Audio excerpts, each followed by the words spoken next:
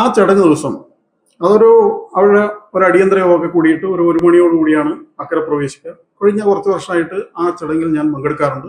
ഈ വർഷവും പങ്കെടുത്തിരുന്നു.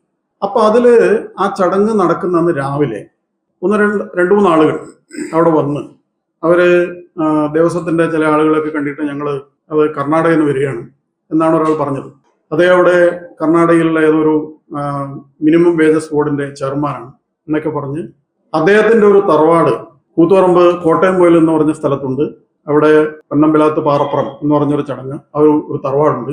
ഞങ്ങളാണ് ഇവിടെ പൗരാണിക കാലത്തൊക്കെ ഈ ക്ഷേത്രത്തിലെ ഉത്സവത്തിലേക്ക് പോകുന്ന ആളുകൾക്ക് സഞ്ചരിക്കാനുള്ള ബാവലിക്കെട്ട് ഞങ്ങളാണ് കെട്ടിയിരുന്നത്.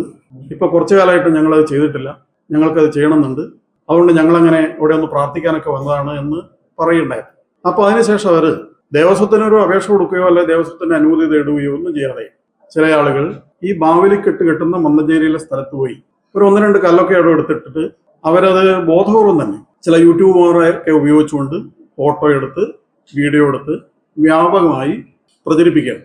അങ്ങനെ ഒരു പ്രചരണം വ്യാപകമായി നടന്നതിനെ തുടർന്ന് ഇതിന്റെ നിജസ്ഥിതി എന്താണ് എന്നറിയാൻ വേണ്ടി ഞങ്ങൾ ദേവസ്വം ബോർഡിനെയും അതുപോലെ തന്നെ അവിടുത്തെ ട്രസ്റ്റി ബോർഡ് അംഗങ്ങളെയും ഇപ്പോഴത്തെ trustee board chairman Shri Narayanan അവർകൾ അദ്ദേഹത്തൊക്കെ ബന്ധപ്പെട്ടു.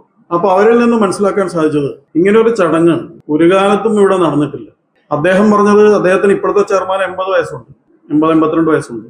അദ്ദേഹത്തിന്റെ ഓർമ്മയിൽ ഇങ്ങനെ ഒരു ചടങ്ങ് നടന്നിട്ടില്ല. അദ്ദേഹം ചെറുതായിരിക്കുമ്പോൾ അദ്ദേഹത്തിന്റെ പൂർവികന്മാരൊക്കെ ആ 4 തറവാട്ടുകാരാണ് ഇതിന്റെ ട്രസ്റ്റ് ബോർഡ് പാരമ്പര്യ ട്രസ്റ്റുമാർ. അവരുടെ ആരുടെ ഓർമ്മയിൽ ഇങ്ങനെ ഒരു ചടങ്ങ് നടന്നിട്ടില്ല. കൊട്ടിയൂരിലോ അല്ലെ പരിസരത്തോ ചിട്ടയായ ആചാരങ്ങൾ നടക്കുന്ന അവിടെയുള്ള ആർക്കും ഇങ്ങനെ ഒരു ചടങ്ങ് അറിയില്ല. അപ്പൊ അതുകൊണ്ട് ഇത് ആർക്കും അറിയാതെ ഈ ഒരു കാര്യം പെട്ടെന്ന് കുറച്ച് ആളുകൾ വന്ന് അങ്ങനെ ചെയ്യുന്നു എന്ന് പറയുമ്പോൾ അത് നിഷ്കളങ്കമോ സ്വദേശപൂർണമോ അല്ല എന്ന ഒരു അഭിപ്രായം പൊതുവെ ആളുകൾക്കിടയിലുണ്ടായി.